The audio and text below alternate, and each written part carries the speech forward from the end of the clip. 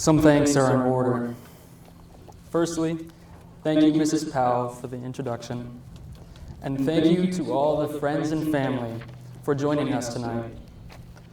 I would also like to outwardly appreciate each and every one of my teachers, mentors, coaches, peers, friends, and family. I am more than grateful for the support you have given me to prosper and your encouragement to reach for the stars. But that is not all of the thanks you deserve.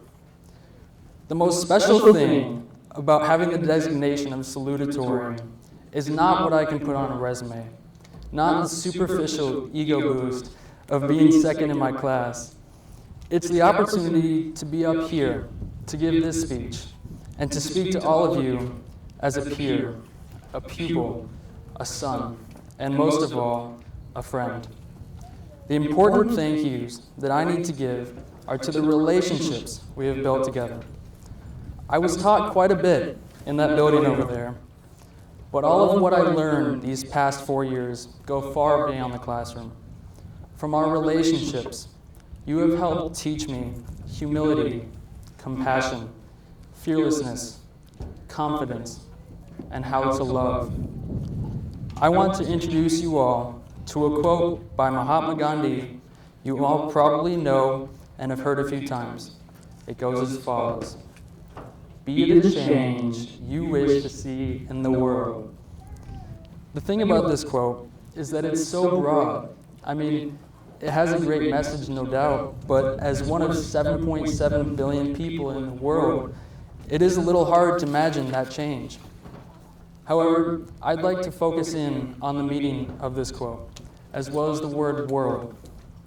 Be the change you wish to see in the world. But what if you haven't seen the world? What if your world only consisted of a small town in upstate New York? How can a quote like this have any significance if your world has not and will not change around you? Solution? You seek the change. So why? What's the point? Why seek the change? We live in a polarized country and society, one where if you don't share the same views as me, you're wrong, you're stupid, you're evil.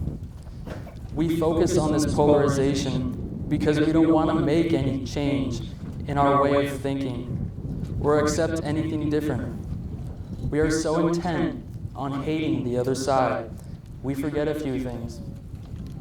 We forget that our children must worry whether they will make it home from school alive and safe.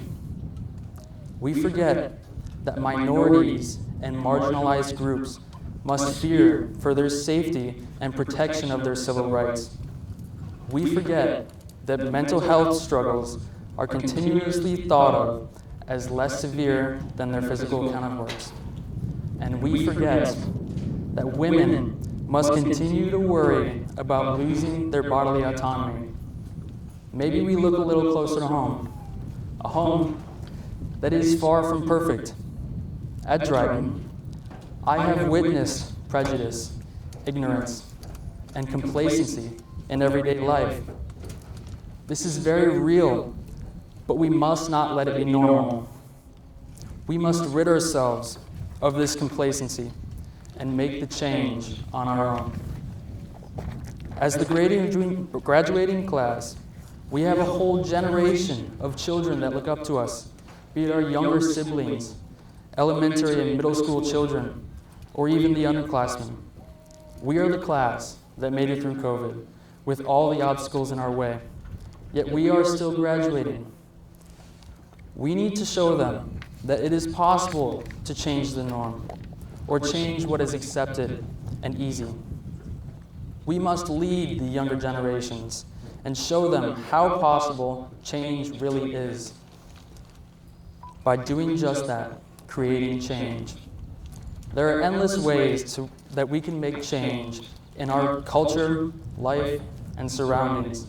And I think it's safe to say that anyone tells you otherwise, you shouldn't be listening to. In our society, we face differing ideologies. some differing more than others. The efficacy of a peaceful society falls apart when we polarize each other. Because of this difference, what I ask is that we snuff out this idea of hatred and polarization based on politics or opinions, and don't hate someone for not agreeing with you. Take the steps towards comprehending their views, and maybe instead of immediately saying you're wrong, just for a minute, change whose shoes you're wearing. For in those different shoes, maybe you'll walk a mile or two away from home. Maybe those shoes will help you see something you haven't seen before. Home. This town we live in sure feels like home. It's comfortable, isn't it? It's also comfortable to not leave home, to stay in one place. It's easier and simpler. But how will we grow? How will we experience so much that life has to offer if we never see what's outside of the county or the state or even the country? I beg you to move, travel, and explore. There's nothing wrong with holding on to your roots. In fact, let it be the basis for your growth. But do this, and you will find yourself with a plethora of new and memorable experiences. These experiences we have to help define who we are, but also allow us to see how much more the world has to offer. As seniors, most of us think that we know what our future holds. But in reality, our experience is only a fragment of this mosaic we call life. Take that Latin dance class. Take that Introduction to Bees class. Or take those pottery lessons you never thought about doing before. Go for that coffee date and climb that mountain simply to see what's at the top. What I'm saying is do something extraordinary and unnatural. Try something new and learn about something unfamiliar. The people we surround ourselves with are often familiar and easy to be with, but they can influence our way of life and how we act each and every day. As we grow as humans, we will undoubtedly encounter people who may hold us back from becoming the best version of ourselves. Maybe they don't challenge you. Maybe they don't have your best interest in mind. Yet, there is a reason why I said people we surround ourselves with, and not the people surrounding us. We have control over who we spend our time with. We can make the change to have the best possible experience.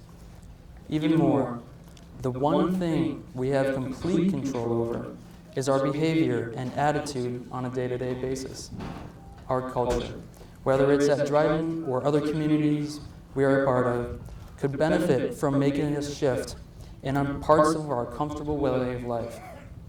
This shift comes from each and every one of us, making a change, like calling out what's wrong, holding people accountable and to ethical standards. In addition, hold yourself accountable, especially when it's uncomfortable. Then watch how much you grow. Watch how much you grow, as I have watched all of you grow during our years in high school together. There is so much more to each and every one of you than what meets the eye. Your intelligence, your insightfulness, your humor, and your camaraderie. Take full advantage of these amazing traits you have, but make sure to stay humble all the while. This salutatorian designation, this opportunity to speak to all of you, it does not make my voice more important.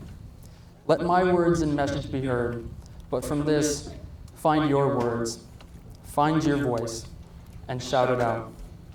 Do not be afraid to speak about the change you seek, for you will find this change only comes sooner.